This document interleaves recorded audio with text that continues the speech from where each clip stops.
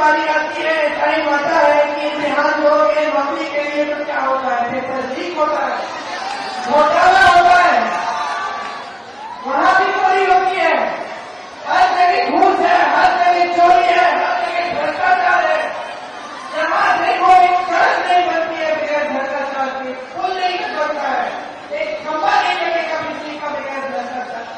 और इसकी ये हिम्मत है कि आपके सामने आकर भविष्य की बातें करते हैं, अतीत की बातें करते हैं, चलिए बड़े अतीत की बातें करते हैं। यह भी करनी हो अतीत की बात। ये जो विकास हुआ है कारखाने लगे किसने लगवाए? कांग्रेस पार्टी ने लगवाए। ये कांग्रेस पार्टी ने लगवाए। जो IIM है, IIT है, ये किसने लगवाए? जवाहरलाल नेहरू ने लगवाए। अगर अतीत पे हम बात करें तो इनकी बहुत बंद हो जाएगी, लेकिन हम अतीत की बात नहीं करते, हम वर्तमान की बात करते हैं, हम आपके आज की बात करते हैं।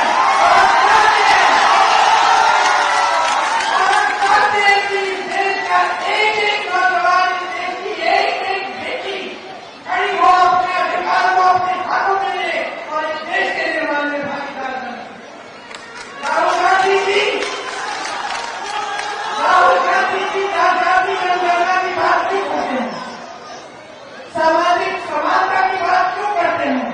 सामाजिक न्याय की बात क्यों करते हैं? क्योंकि आज भी पूरी तरह से प्रतिनिधित्व नहीं है पिछड़ी जातियों का, पिछड़ी जातियों का, दलितों का, अल्पसंख्यकों का। पूरी तरह से प्रतिनिधित्व नहीं है। तो ऐलान कर दिया कि वो 10,000 रुपए लो। क्या मतलब है इसका? क्या मतलब है इसका? कि जब आपसे फायदा लेना है, तो आपके लिए स्कीम निकाली जा रही है, और जैसे ही चुनाव खत्म होगा, भगवान जाने आपको 10,000 मिलेंगे या नहीं मिलेंगे, या आपके लिए कुछ करेंगे या नहीं करेंगे। आप अच्छी तरह से जानते हुए अच्छे से जानते हैं। तो नियत पहचानो एक चीज, नियत पहचानो, नियत सीख लें। 10,000 रुपए जो दे रहे हैं ना, ठीक है ले लो, लेकिन वोट एकदम सोच समझ के डालो।